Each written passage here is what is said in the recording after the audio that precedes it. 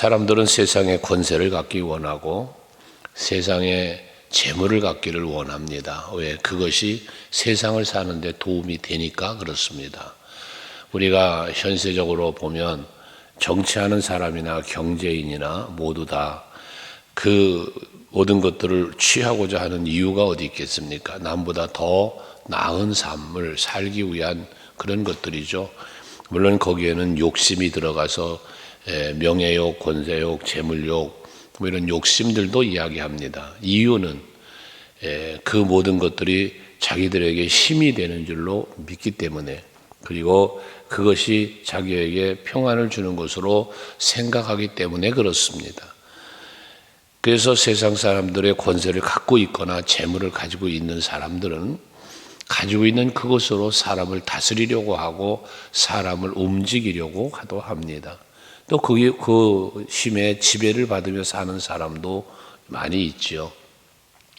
그러나 오늘 오늘 말씀에 보면 다니엘은 17절에 왕이 이제 글씨를 읽고 해석을 해주면 그에게 명예도 주고 권세도 주고 재물도 주고 모든 걸 주겠다고 말할 때에 17절 다니엘이 왕한테 말하는 거예요.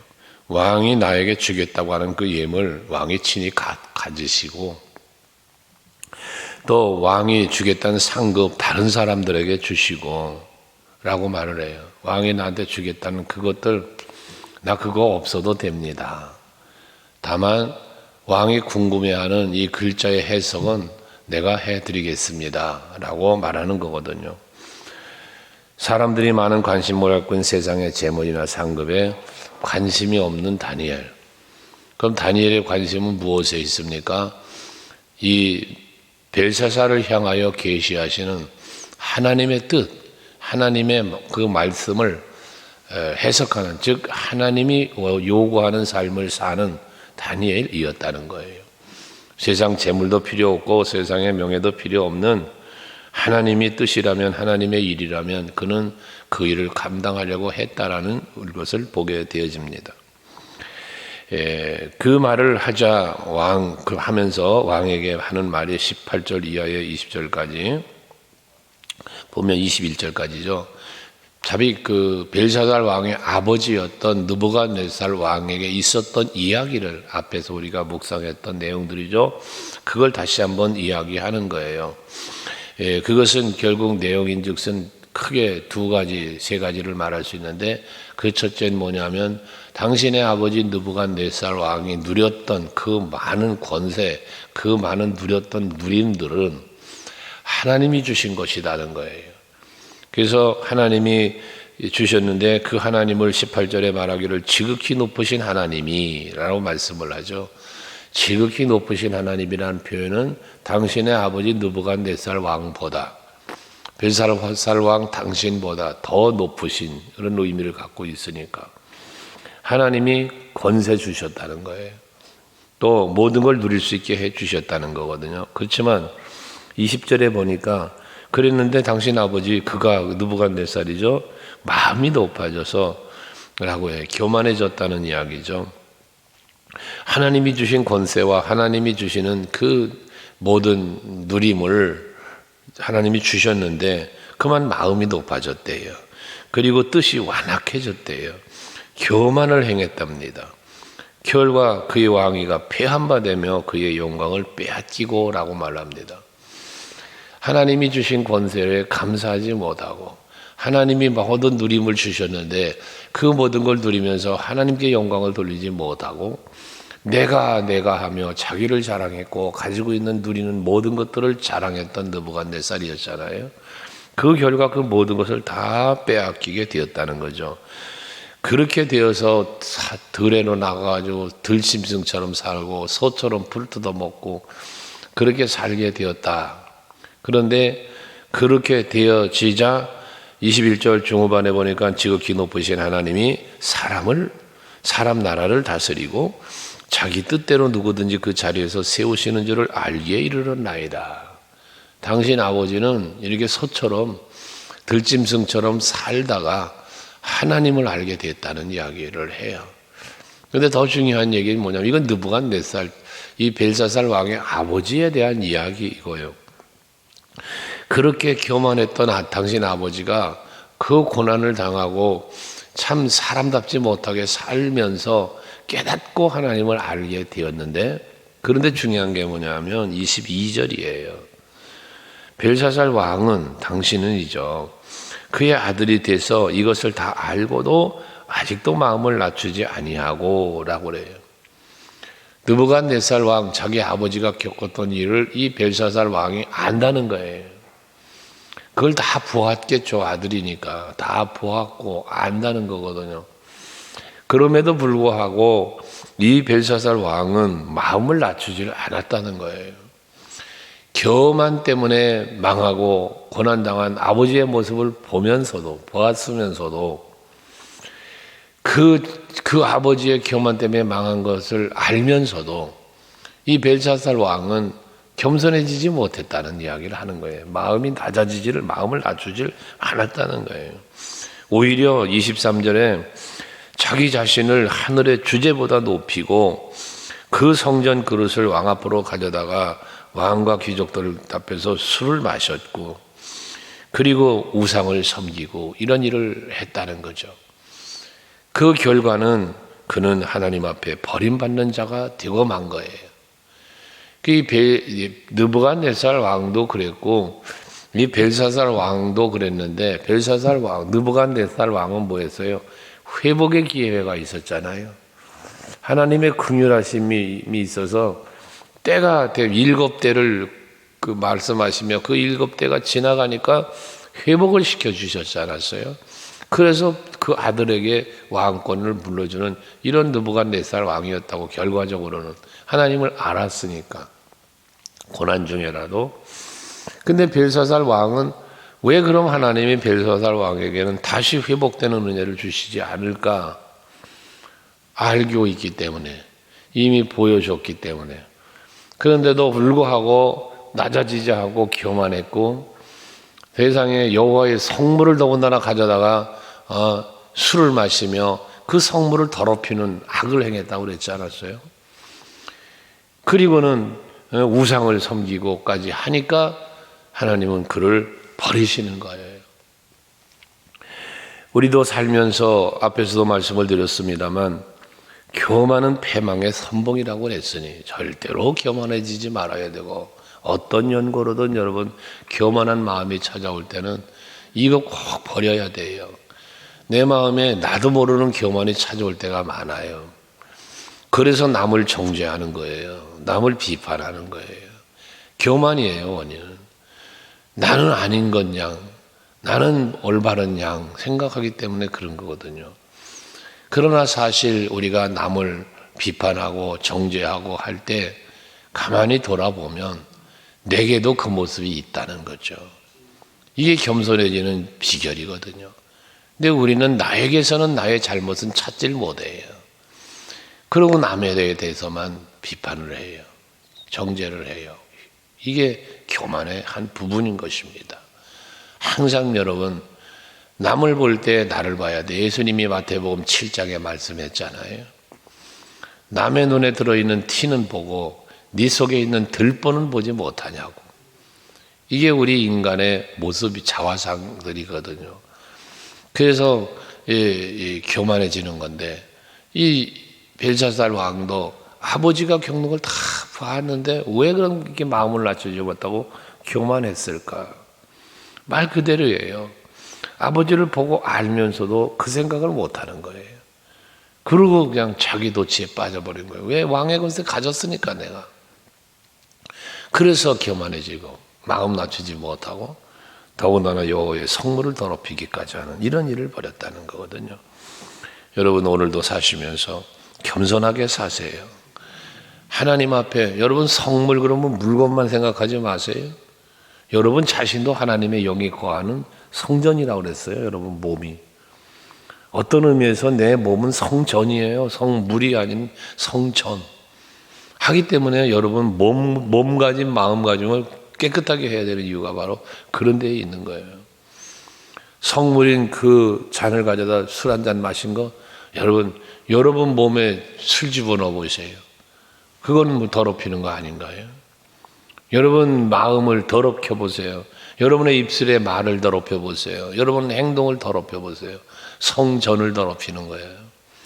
하기 때문에 항상 자기를 정결케 하고 이 자기 자신을 살피는 게 중요하다는 얘기를 하는 겁니다. 결과적으로 글씨가 나왔는데 그 글씨를 읽어보니 25절에 다른 지혜자들이나 술사들은 글씨도 읽지 못했잖아요. 해석은 고사하고. 근데 다니엘이 그 글씨를 읽습니다. 메네 데겔 우바르신이다 라고 글씨를 읽고 그리고 해석을 하나하나 해주는데 메네는 하나님이 이미 왕의 나라의 시대를 세워서 그것을 끝나게 하셨다. 메네를 두 번이나 또 반복을 했어요. 여기 이미라는 단어를 썼어요. 이미 왕의 나라의 시대를 세워서 그것을 끝나겠다. 결과적으로는 왕의 나라가 끝났다는 건 뭐예요? 왕으로서의 통치가 끝났다는 얘기죠. 그래서 망하게 된다는 이야기를 하는 거예요. 당신의 시대가 끝났다는 거죠. 메네 반복하는 것은 속히 이 나라가 여기 그 시대를 세워서라고 말을 하는데 속히 이러한 일이 임하게 될 것이라는 이야기인 거거든요. 하나님 앞에 버림을 받는 이 벨사살 왕의 이야기를 하는 거예요. 27절 데겔은 왕을 저울에 달아보니 부족함이 보였다. 저울에 달아보았다는 표현을 합니다. 이건 뭡니까? 하나님이 그를 달아보았다는 얘기잖아요. 근데 부족했다? 하나님이 원하고 하나님이 저울은 어떻게 되는 거예요? 저울이 있으면 추라는 게 있죠. 그 추를 놓고 어렸을 때 어머니 아버지가 농사를 지으면 장사꾼들이 와서 고추도 사가고 곡물도 사가지고 가는데 그때 보면 저울질을 해서 가지고 가요. 그러면 그 저울추가 요 무게만큼 가서 놓으면 이렇게 들면 요게 적당히 맞으면 그게 그 무게인 거예요. 근데 이 왕의 무게가 달아보니 부족함이 보였다는 얘기 뭡니까? 하나님의 기준이 있었다는 거예요. 그 기준에 추를 놓고 달아보니 어떻게 돼요? 이게 가벼우니까 헐렁 내려가겠죠. 부족했다는 거예요. 그럼 이런 말씀을 묵상하면서 우리는 한번 생각해 봐야 될 것을 여러분을 한번 달아보신다 하나님이 생각할 때 여러분들의 무게는 과연 하나님의 기준의 추의 무게에 맞춰져 있을까? 아니면 넘쳐날까? 아니면 부족할까? 셋 중에 하나일 것 아니겠어요? 딱 맞는 사람이 있을 거고 어떤 사람은 또 오히려 더 무게가 넘치는 사람도 있을 테고 어떤 사람 부족한 사람도 있겠지요. 오늘 예배하는 여러분들은 최하 그 저울추에 맞는 더 나아가서 넘칠 수 있는 여러분들이 되시기를 바랍니다. 부족하지 않은 하나님이 원하시는데 부족함이 없는 말입니다. 직분, 사명, 하나님의 은혜와 사랑, 복, 받은 자에 합당하게 말입니다. 그래서 바울은 에베소서에서 복음에 합당한 삶을 살아라. 또 자기 자신에 대하여 나를 긍휼히 여겨주셔서 충성되게 여겨주셔서 직분을 맡기셨으니 자기는 핍박자여 포행자여 회방자였지만 이런 표현을 한 것처럼 오죽하면 생명조차 아끼지 않고 주어진 사명을 감당하려고 했다는 것, 살아도 주를 위하여 살고 죽어도 주를 위하여 죽겠다는 이러한 고백들, 이게 바울이 빌립보 교회와 에베소 교회를 향하여 편지를 보내며 고백했던 내용들 아닙니까? 우리들이 항상 자신을 살펴 앞에 교만도 얘기했지만 항상 자신을 살펴 하나님의 기대에 맞는, 하나님이 기대하시는 그 기대하심에 맞는 내가 되기 위한 여러분의 애씀이 여러분들에게 있기를 원합니다. 28절 베레스에 대해서는 이 베레스는 말 앞에는 우바르신 그랬는데 여기는 베레스라 그랬어요. 이 우바르신이라는 말은 우라는 단어와 바르신이라는 단어가 두 단어에 합해진 거예요. 그래서 이 우라고 하는 말은 그리고라는 의미를 갖고 있어요. 영어로 and라는 표현이죠. 그리고 그러니까 앞에 메네와 데겔 그리고 바르신인데 이 바르신 이 베레스는 바르신의 복수형이에요. 그러니까 단수가 아닌 복수를 사용한 것은 이 여러 나라에 의해서 멸망을 당할 걸 말하는데, 왕의 나라가 나뉘어서 메대와 바사 사람에게 준 바 되었다 함이니이다. 메대와 바사에 의해서 이 바벨론의 멸망이 될 것이라는 말씀인 것이죠. 그래서 결국은 이렇게 하나님 앞에 왕이 버림받고 나라가 버림받고 이렇게 된다는 거거든요. 이유는 앞에서 말한 대로 교만, 성물을 더럽힘, 우상숭배 이런 것들이었고요. 그렇게 이 다니엘의 해석이 이제 끝이 납니다. 그러니까 29절에 이에 벨사살이 명하여 다니엘에게 약속했던 자주색 옷도 입히고 금사슬도 띄워주고 그를 갖다가 이제 통치자의 권세도 주고 이랬다는 거거든요, 베레스가. 그런데 엄밀히 성경은 지금 베레스가 명하여 이렇게 했다 했지만 다니엘에게 주는 이 모든 권세는 벨사살 왕이 주는 것이 아니라 하나님이 주시는 거죠. 앞에 느부갓네살왕에게 큰 권세를 주셨다고 했고 모든 나라를 통치하는 권세를 주셨다고 그랬던 것처럼 그 권세가 벨사살 왕 당신한테도 왔지만 당신은 교만해서 이렇게 죽게 된다는 이 하나님의 뜻을 선포하는 거야, 다니엘이. 그러니까 하나님이 다니엘을 높여주는 거예요. 지금 느부갓네살왕도 꿈을 해석해 줄 때 어떻게 했어요? 다니엘 앞에 엎드려 절했다고 그랬잖아요. 그러니까 지극히 높으신 하나님이 다니엘을 뭐 하는 거예요? 왕보다 높여주시는 거예요, 지금. 그런데 벨사살 왕은 마치 자기가 뭔가 주는 것이냐 명하여 주었다고 표현되어 있으나 그러나 정작 하나님이 주신 것이다.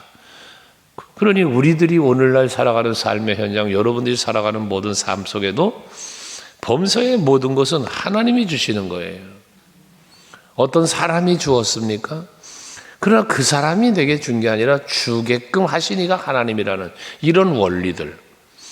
여러분이 누리는 모든 것들은 내가 예를 들어 늘 얘기했잖아요. 열심히 일해서 내가 돈 벌었어요. 일할 수 있는 건강 주시고 지혜 주시고 힘 주신 이가 하나님이라는 거지. 그러니까 항상 내가 누리는 모든 것은 다 하나님의 은혜라는 고백을 할 수 있는 여러분이 되시라는 거예요. 바울의 고백, 내가 하나 된 것은 하나님의 은혜로 된 것이니. 그러니 겸손해질 수 있었던 거예요. 사도들보다 더 많이 수고했다잖아요. 사도들보다 더 수고했대, 바울이. 그러면 자기 교만해져야 되잖아요. 응? 내가 당신들보다 더 많이 일했어. 내가 사도들보다 더 훌륭해. 자랑하고 교만해져야 되지만 그는 내가 이렇게 할 수 있었던 것은 다 하나님의 은혜야.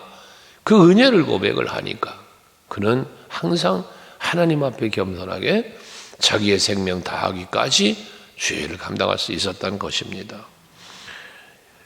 그러나 벨사살 왕은 다니엘의 이와 같은 명을 듣고 해석을 듣고 그 앞에 느부갓네살 왕처럼 엎드려 경배하지 못하고 하나님을 찬송하지 못했고 그저 아직도 자기의 권세로 다니엘에게 후사하는 이러한 일을 벌였다는 거거든요. 30절에 보면 그날 밤 갈대아 왕 벨사살이 죽임을 당하였고 라고 말합니다. 그날 밤 죽임을 당하였대. 느부갓네살 왕은 7대를 지나서 회복되게 하셨는데 비록 소처럼 풀 뜯어먹으며 살게는 했지만 회복을 시켜주셨지만 이 벨사살 왕은 결국 그날 밤 죽었다는 거예요. 이 얘기 뭐예요? 회개하지 않았다는 거예요. 끝까지 하나님 영광 돌리지 않았다는 거예요. 자기 권세 갖고 버틴겼다는 이야기거든요. 죽은 거예요. 여러분, 우리는 깨닫는 은혜를 받는다고 그랬잖아요. 깨달았을 때 깨달은 대로 행동할 수 있는 여러분이 되셔야 한다는 거죠. 깨닫기는 하는데 깨달은 대로 살지 못하는 것, 이건 벨사살 왕처럼 사는 거예요. 오늘도 말씀을 한번 더 묵상을 여러분들이 하시면서 하나님 앞에서 내가 어찌 살아야 할까?